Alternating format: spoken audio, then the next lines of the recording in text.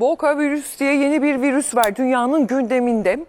Avrupa'da ilk olarak ortaya çıkmıştı. Şimdi geçtiğimiz hafta 7 yaşında bir çocuk vefat etmişti Isparta'da. İddialar çocuğun aslında grip değil Boka virüsü olduğu kaptı ve bunun tespit edilemediği yönünde sadece iddiadan ibaret. Kanıtlanmış bir şey yok ortada ama gündeme yeniden taşıdı. Öğretmenler, velileri, öğrencileri uyarıyorlar Boka virüs konusunda ama nedir bu virüs? Nasıl bir virüs? Yetişkinlerde solunum yolu enfeksiyonlarına yol açıyormuş.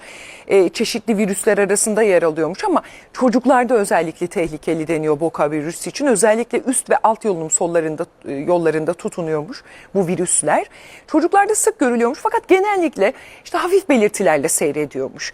Bu tespit edilmiş fakat bazı durumlarda çok ciddi komplikasyonlara yol açabiliyormuş. Özellikle de altta yatan, temelde yatan başka hastalıklar varsa, ağır alerjik problemler varsa, astım varsa çocuklarda işte Boka virüs o zaman tehlikeli olabiliyormuş. Ama genelde hafif seyrettiğini ve çoğu çocuğun hatta birkaç gün içinde iyileştiği belirtiliyor uzmanlar tarafından. Fakat bağışıklık sistemi zayıfsa işte bu zaman kronik hastalıkları da olduğu zaman işte özellikle bebeklerde çok dikkatli olunması gerektiği vurgulanıyor.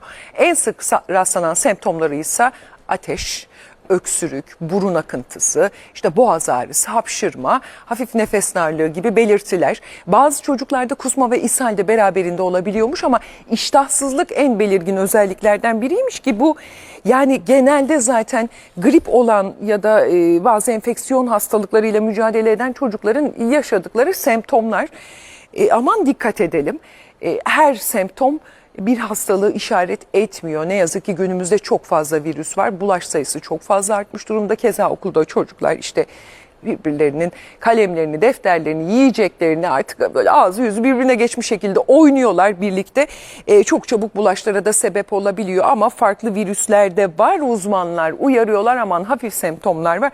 Evde geçirelim değil. Mümkün mertebe muhtemelen artık testlerin yapılması da gerekiyor.